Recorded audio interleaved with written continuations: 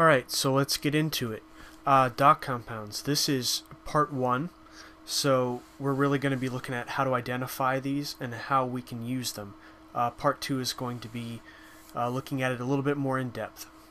Okay, so we do this because we need to avoid repetition when we're dealing with prepositional phrases. The examples that I have will illustrate that right now.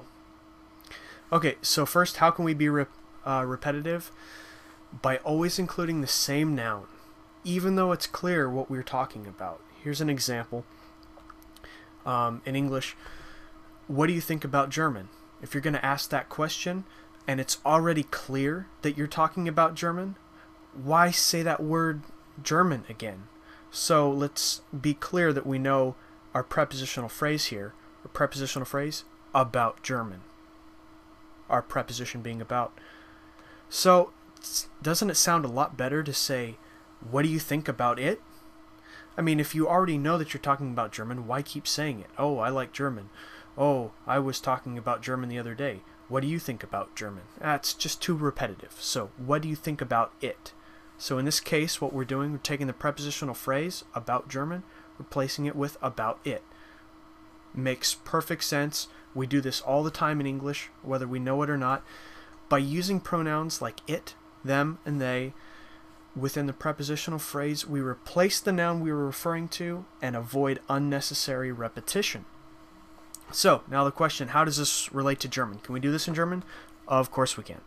So, we go about it a little bit different though. Instead of using pronouns by themselves, we use what's called a da compound. What that means is essentially we're simply adding this word da right to the beginning of the preposition, the German preposition.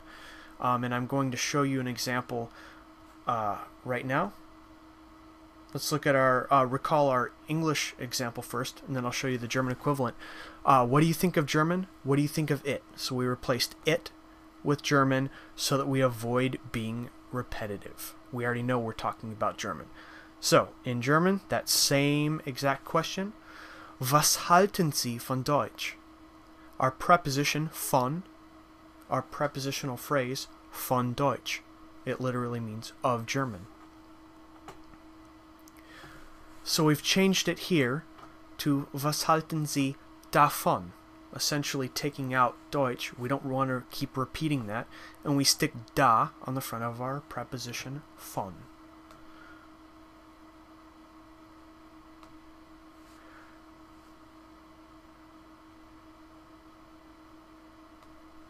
Okay, so real quick, what do we need to do to form this? It's very simple. All we need to know is the preposition that's being used. Here's our example in German. Was halten Sie von Deutsch? What's our preposition?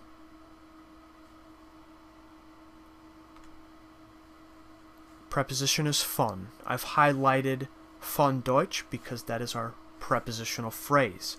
But the preposition we want to focus on first and identify is von, spelled V-O-N, von.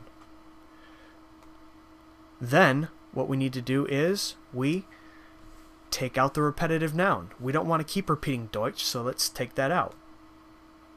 So we're left with was halten Sie von, our incomplete sentence. Then we combine da with the preposition. And we end up with was halten Sie davon? So this is a pretty straightforward concept, and apart from it just being another structure in German, the reason why this is so important is because it really brings your language to the next level. Of course, you don't want to sound like you're constantly repeating yourself, and if you did this in any language, people might look at you weird and say, you know, maybe I did that when I was like in the 2nd grade or the 3rd grade. Whenever you can replace the same noun with some sort of pronoun to make it sound a little bit more flowing, by all means do it. So that is why this comes in really handy. This is definitely going to bring your German to the next level. And stay tuned. In part 2, we're going to be looking at some more examples of this. For members, go ahead and click the link below and you can see the expanded version of part 1 of this video.